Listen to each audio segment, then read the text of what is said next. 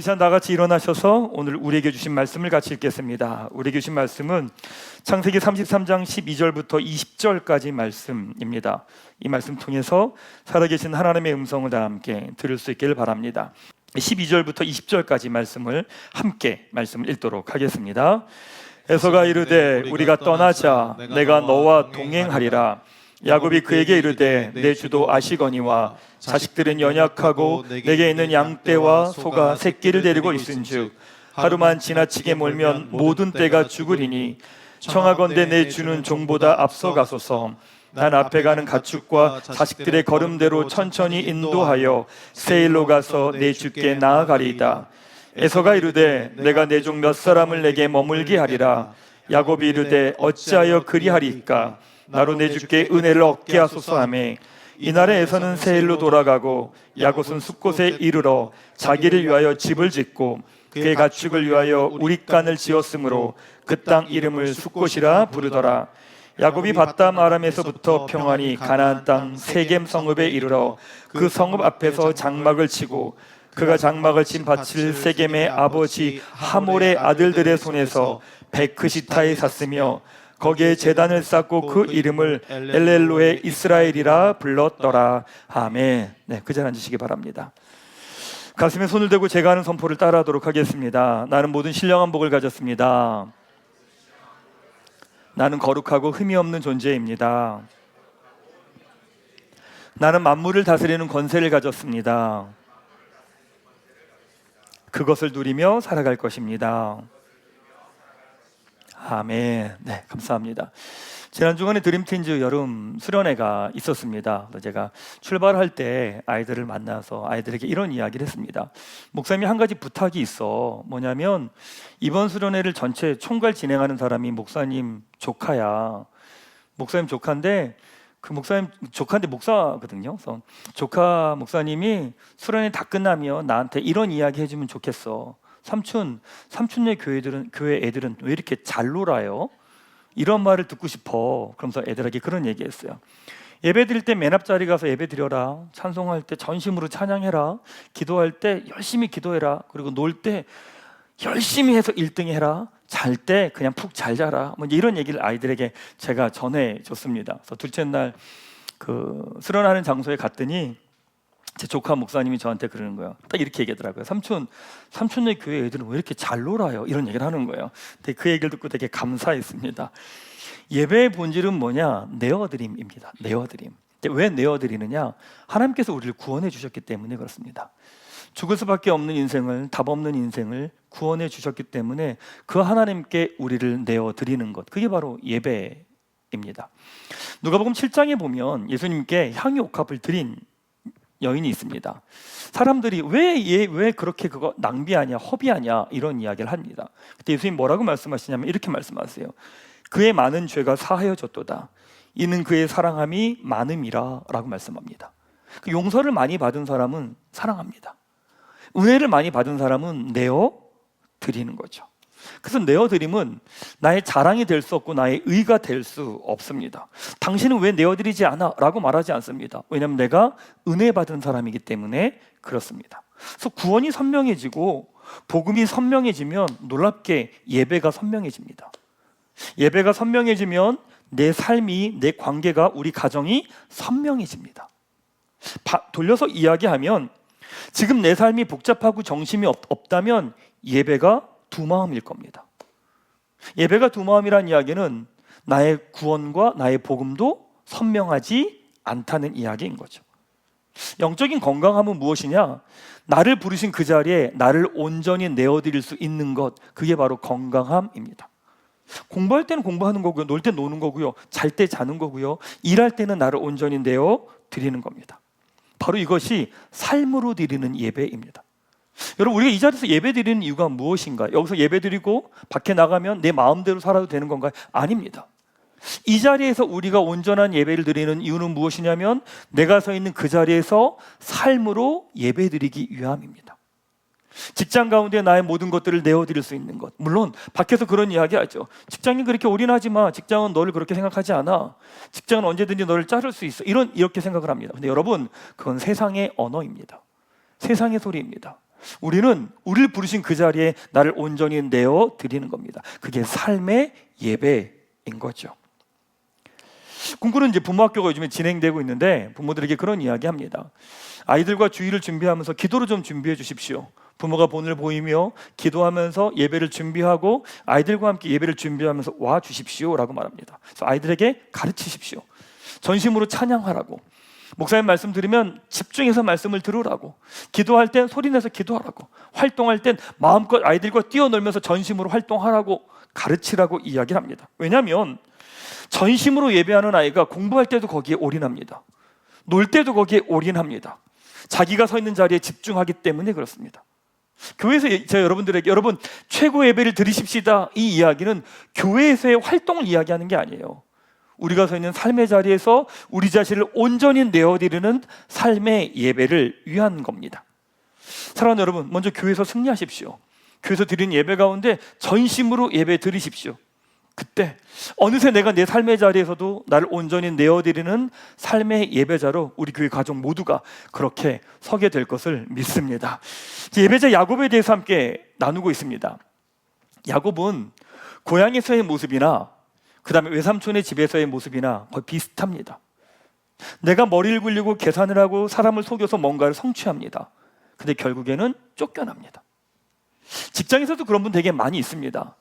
내가 열심히 노력하고 속이고 그 다음에 정치를 하면서 난리를 치면서 뭔가를 빼앗습니다. 성취합니다. 근데 그 순간엔 그 사람이 뭔가를 이루는 것 같고 그 자리에 올라가는 것 같은데 시간을 돌아보면 그 사람의 그 모습은 다 드러납니다. 그래서 언제나 이렇게 쫓겨납니다. 야곱의 모습이 그런 거예요. 고향에서도 그렇게 살았는데 외삼촌 라반의 집에서도 그렇게 머리 굴리고 속이면서 뭔가를 성취합니다. 근데 거기서도 쫓겨나게 되죠. 야곱의 인생에 전환점이 있습니다. 그게 어디냐? 바로 야복강가입니다. 그러니까 야곱은 언제나 사람을 속입니다. 자기가 능력이 부족하다고 생각하니까 속이면서 잔머리를 굴리면서 뭔가를 성취하고 이룩합니다. 근데 하나님이 어떻게 하느냐? 피하지 못하는 구석으로 몰아가시죠. 피하지 못합니다. 잔머리를 쓸 수 없는 상황으로 몰아가십니다. 근데 그때 야곱이 어쩔 수 없이 하나님과 정면 대결을 합니다. 근데 놀랍게 그 싸움에서 야곱이 이깁니다. 야곱이 그 싸움에서 승리하죠. 근데 그 승리를 경험하고 난 다음에 형을 만나는 것도 준비 못했는데 형을 한 번도 상상하지 못한 상황이 벌어지는 거예요. 형을 만나면 형이 날 죽일 거니까 나 도망가고 피하고 어떻게 살 길을 찾아야지 이것만 생각했던 야곱인데 하나님과 기도하며 믿음의 싸움을 하고 나서 형을 만날 준비도 하지 못하고 형을 만나게 됐는데 야곱이 한 번도 상상하지 못한 사건들이 일어나는 거예요. 뭐냐? 형이 야곱을 보고 달려들어서 울면서 안고 대성통곡을 하면서 야곱의 입을 맞추는 거예요. 야곱이 한 번도 상상해보지 못한 사건들이 일어나기 시작합니다. 사실은 예배자는 바로 여기에서부터 시작됩니다. 여러분, 내 방식으로 해결한 사람은 자랑합니다. 근데 하나님이 해결해 주신 사람은 예배하기 시작합니다. 내 능력으로 사는 사람은 교만합니다. 근데 하나님의 능력으로 사는 사람은 감사합니다. 그럼 이제 야곱이 얼마나 멋진 예배자의 삶을 살아갈까? 하나님의 일하심도 경험하고 하나님의 역사심도 경험했습니다. 얼마나 멋진 예배자로 살아갈까? 놀랍게 성경은 아니라고 이야기합니다. 오늘 두 가지 메시지 함께 같이 나누도록 하겠습니다. 첫 번째 메시지는요, 문제에 집중하다가 하나님을 놓치지 마십시오. 여러분, 문제에 집중하다가 하나님을 놓치지 마십시오. 야곱이 형 에서와 화해를 한 후에 에서는 베델까지 야곱을 에스코트 해주겠다고 말합니다. 근데 야곱이 형님 먼저 가십시오. 우리는 가족도 많고 가축이 있기 때문에 따라갈 수 없습니다. 형 먼저 가십시오 라고 하고 형을 먼저 보냅니다. 그리고 나서 17절에 보면 야곱이 어디에 머무느냐? 숫곳이라는 곳에 머뭅니다. 17절 말씀 같이 한번 읽도록 하겠습니다. 야곱은 숫곳에 이르러 자기를 위하여 집을 짓고 그의 가축을 위하여 우리간을 지었으므로 그 땅 이름을 숫곳이라 부르더라. 야곱이요, 그냥 베델로 가야 되는데 그냥 지나가는 숫곳에 머물러서 집을 짓고 가축의 축사를 짓습니다. 갑자기 왜 그럴까요? 아니, 지나가는 곳이잖아요. 그냥 지나가면 되는 곳입니다. 근데 그 자리에서 집을 짓고 축사를 짓고 거기서 예배를 드립니다. 가장 큰 고민이었던 형의 문제가 해결되니까 고향으로 가지 않고 숫곳에 머물러 버리죠. 야곱에게 가장 큰 문제는 뭐냐면 형 에서의 문제입니다. 이 문제가 가장 큰 문제였습니다. 근데 놀랍게 그 문제가 하나님의 은혜로 해결이 되죠. 근데 야곱은 형이 있는 세일로 가겠다고 말은 했는데 사실은 세일과는 정반대 방향인 숫곳으로 향합니다. 형에게 거짓말한 거죠. 베델에서 하나님을 만나고 야복강에서 하나님을 만납니다. 형과도 극적인 화해를 합니다. 근데 야곱에게 여전히 남아있는 게 뭐냐? 야곱의 죄된 습관입니다. 바로 속이는 자의 이름처럼 거짓말입니다. 결국 야곱이 인생의 처음부터 끝까지 싸워야 되는 영적인 싸움이 뭐냐면 바로 거짓말입니다. 여러분, 거짓말이 별거 아닌 것처럼 보이죠. 거짓말은 불신앙에서 나옵니다. 하나님을 신뢰하지 못하기 때문에 나오는 말이 무엇이냐면 거짓말입니다. 가끔 아이들이 그럴 때가 있어요. 자기가 뭔가 잘못해요. 잘못하고 났는데 그 상황을 모면해야 되니까 거짓말을 합니다. 그 부모는 뭐냐면 애가 거짓말했다고 막 야단을 치기 시작을 합니다. 근데 더 근본적인 내용은 뭐냐면 그 아이 안에 믿음이 없는 거예요. 조금 더 깊이 말하면 부모에 대한 믿음이 없는 거예요. 그 믿음의 문제라고 하는 거죠. 사실 우리도 그렇지 않나요?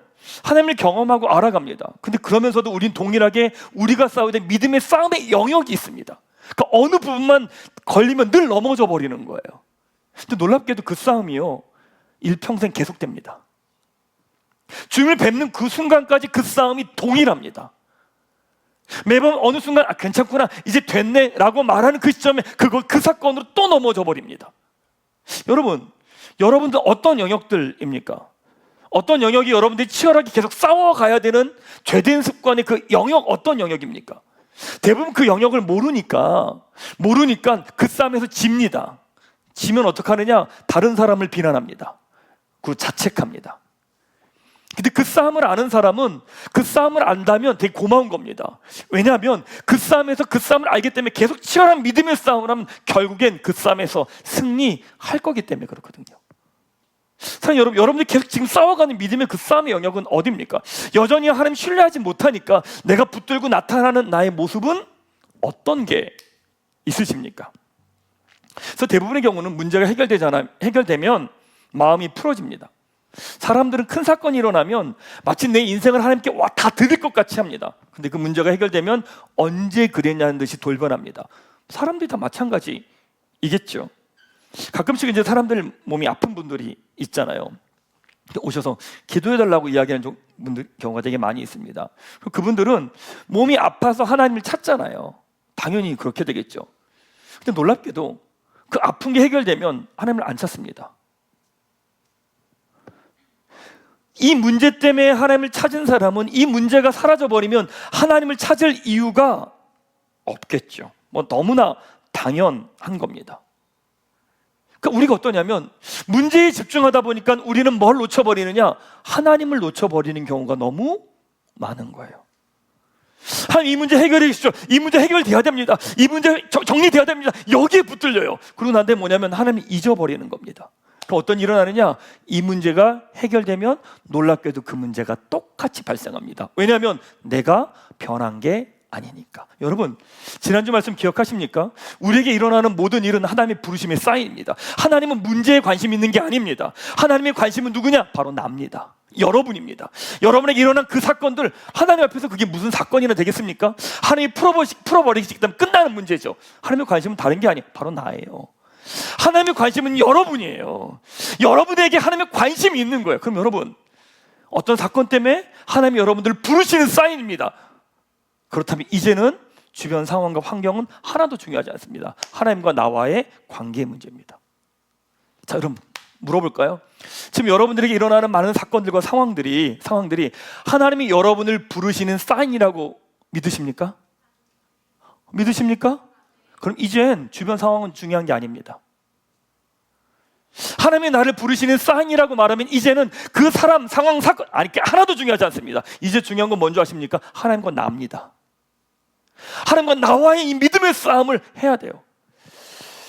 지난 시간 돌아보면 되게 힘들었던 시간을 보낼 때가 있었던 것 같아요. 그때는 어떠냐면 계속 제가 주변을 탓하더라고요.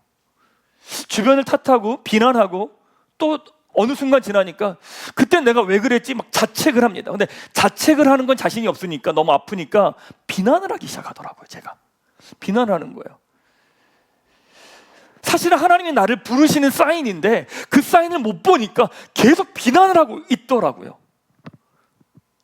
우리에게 일어난 모든 사건은 사실 하나님의 관심은 다른 데 있지 않습니다. 나를 부르시는 겁니다. 하나님이 나를 부르셨으면 이제 중요한 건 뭐냐면 하나님과 나와의 1대1의 싸움입니다. 관계입니다. 사랑하는 여러분, 하나님 여러분들을 부르셨어요. 그래서 여러분들이 기도의 자리에 딱 앉았어요. 자, 기도에 앉았어요. 우린 찬양할 때 그런 얘기 많이 하잖아요. 주님만 바라보라, 이런 찬양 많이 하잖아요. 하나님만 바라보십시오, 이런 얘기 하잖아요. 주님 어떻게 보는 거예요? 어디를 봐요? 주님의 인중을 봐요? 뭐 어디 이마를 보는 건가? 지금 어디를 봐야 하는 거예요? 놀랍게도 우리 상황 가운데 예배 자리에 딱 앉고 기도의 자리에 딱 앉습니다. 놀랍게 찬송과 기도가 안 나옵니다. 이미 눌려버린 거예요. 눌려버린 거예요. 뭐를 보고 있는 거예요? 상황과 사건과 사람들을 보고 있는 거예요. 하나님을 바라보라는 이야기는 무슨 말이냐면, 나에게 주어지는 상황이 어떠한 상황이든 그 상황을 넘어서 하나님을 향한 믿음의 고백과 선포와 찬양이 여러분의 입술 통해 터져 나가는 거예요. 그때 놀랍게 어떤 일이 일어나느냐? 하나님만 보이기 시작합니다. 하나님만 집중하게 됩니다. 그때 주변의 상황들이 보이지 않습니다. 사랑하는 여러분, 기도의 자리에서 제가 우리 교회 가족들에게 종종 그런 훈련을 시키잖아요. 기도의 자리에서 여러분들이 할 일은 다른 게 아니에요. 기도의 자리에선 그 상황과 사건을 묵상하는 게 아니에요. 어떻게 하는 거예요? 하나님! 이라고 나아가는 거예요. 하나님 도와주십시오! 살려주십시오! 붙들어 주십시오! 라고 하나님께 돌파해 나가는 거예요. 놀랍게도요, 그때 그 하나님을 보기 시작해요. 그 하나님을 주목하기 시작합니다. 놀랍게 주변 상황이 묶였던 것들이 다 풀어지고 끊어지기 시작을 합니다. 사랑하는 여러분, 그러게 우리에게 영적 습관이 되게 중요해요. 우리는 상황과 환경이 주어지면 그 상황 가운데 그냥 무너져 버려요. 쓰러져 버려요. 그 자리에 주저앉아 있는 거예요. 영적 습관은 무엇이냐? 폭풍우가 와요. 아무렇지도 않게 예배 자리에 나와 있는 거예요. 어제 태산이 무너질 것 같은 일이 있어요. 근데 아무렇지도 않게 아침에 일어나서 말씀을 펴는 거예요. 그때 우리에게 주어진 걸음들을 믿음으로 돌파하게 되는 거죠. 사랑하는 여러분, 지금 여러분이 일어난 모든 사건은 그게 본질이 아닙니다. 하나님이 여러분들을 부르시는 거예요. 나를 보라는 거예요. 사람하고 싸울 일이 아니라, 상황과 싸울 일이 아니라, 환경하고 싸울 일이 아니라 하나님 앞에서 믿음의 걸음을 걸어 나가야 되는 때라는 거예요. 사랑하는 여러분, 오늘 하나님께서 여러분을 부르신다라고 고백하는 분들은요, 이따 기도하며 나아갈 때 눌리지 마십시오. 믿음으로 그 하나님을 향한 믿음의 고백을 가지고 입술을 열어 찬양하시고 고백하시고 선포하시고 여러분에게 주어진 문제를 풀어가는 것을 넘어서 믿음의 돌파가 우리 모두에게 있기를 주님의 이름으로 축원합니다. 하나님께서 부르시는 겁니다. 두 번째, 위험해 보이는 온전한 순종이 제일 안전합니다. 여러분, 위험해 보이는 온전한 순종이 제일 안전합니다. 야곱이 형 에서를 만나 머문 곳은 숫곳이죠. 야복강에서 8km, 10km 정도 떨어진 곳입니다. 근데 그것은 요단강 동쪽에, 그러니까 아직 가나안 땅으로 넘어가진 않은 거예요. 그러니까 야곱이 재밌지 않습니까? 한 번에 베델로 안 가요. 한 번에는 야복강에 있어요. 그러다가 어디로 가요? 형 반대되는 숫곳에 가 있어요. 바로 넘어가면 가나안 땅인데 가지 않아요. 그 전에 또 머물러서 거기서 살고 있는 거예요. 형에게 가겠다고 했지만 반대되는 곳으로 나아가죠. 그 18절에 보면 야곱이 숫곳에서 거기서 약 35km 떨어진 세겜이라는 곳으로 또 갑니다. 18절부터 20절까지 말씀 같이 한번 읽도록 하겠습니다. 야곱이 밧담 아람에서부터 평안히 가나안 땅 세겜 성읍에 이르러 그 성읍 앞에 장막을 치고 그가 장막을 친 밭을 세겜의 아버지 하몰의 아들들의 손에서 베크시타에 샀으며 거기에 제단을 쌓고 그 이름을 에헬로엘 이스라엘이라 불렀더라. 가나안 땅에 들어왔습니다. 근데요, 베델까지 안 가요. 세겜 땅에 머물러서 장막을 치고 밭을 사고 거기서 제단을 쌓고 하나님께 예배해요. 돌아보면 야곱은 한 번에 하나님께 나아가지 않아요. 근데 놀랍게 큰 그림으로 보면 야곱은 일단 하나님의 약속의 땅에 들어오기는 했어요. 그렇죠? 그리고 하나님께 약속한 것처럼 제단을 쌓고 예배를 드렸어요. 그리고 아브라함에게 한 약속에 따라서 땅을 샀어요. 어찌 보면 야곱은 하나님이 말씀하신 모든 것을 거의 다 지켰어요. 약속에 따라 땅을 샀기도 했고요. 약속대로 베델에서 약속한 것처럼 예배도 드렸고요. 그리고 가나안 땅에 다 들어왔어요. 근데 베델까지 가진 않아요. 이게 뭐냐? 반쪽의 순종입니다. 우리도 그럴 때가 너무 많은 거죠. 우리도요, 예배 드리잖아요. 봉사해요. 헌금도 해요. 다 해요. 다 해요. 다 그렇습니다. 놀랍게도 그 이상은 하지 않아요. 내가 지키고 내가 보호하고 내가 붙들고 있는 것들은 여전히 붙들고 있는 거예요. 이건 건들 수 없는 거죠. 내가 헌신할 수 있죠. 근데 여긴 안 됩니다. 여기까지는 내가 안 됩니다. 내가 헌금할 수 있죠. 근데 여기까지는 안 됩니다. 그럼 뭐냐면 내가 할 수 있는 선까지는 하지만 어느 이상은 안 된다라고 붙들어 버립니다. 반쪽의 순종입니다. 우리는 여전히 지키고 싶은 게 있어요. 붙들고 싶은 게 있어요. 야곱이 머문 세겜 땅은요, 무척이나 부유하고 풍요로운 땅입니다. 거기서 땅을 사면 더 이상 나그네로 살지 않아도 됩니다. 땅 주인으로 살 수 있죠. 놀랍게도 창세기 35장에 보면 야곱 집안이 우상을 숭배했다고 나옵니다. 이런 거예요. 세겜 땅에서 열심히 하나님도 예배한대요. 근데 놀랍게 여기서 우상도 섬기고 있는 거예요. 하나님을 예배한다고 이야기해요. 근데 동일하게 내가 원하는 것도 나는 붙들고 살아가는 거예요. 여러분, 복음의 관점으로 보면 여러분이 가장 안전하다고 말하는 곳이 제일 위험한 곳입니다. 여러분이 제일 빠른 길이라고 말하는 것이 복음의 관점으로 말하면 제일 돌아가는 길입니다. 내가 가장 옳다고 이야기하는 게 가장 틀린 것입니다. 야곱이 자신의 안전을 위해서 반쪽 순종을 합니다. 그 가운데 일어난 사건이 뭐냐? 오늘 34장의 사건입니다. 야곱의 딸 디나가 세겜에 갔다가 어려운 일을 당하게 되겠죠. 그로 인해서 시므온과 레위가 세겜 사람들 다 죽여버립니다.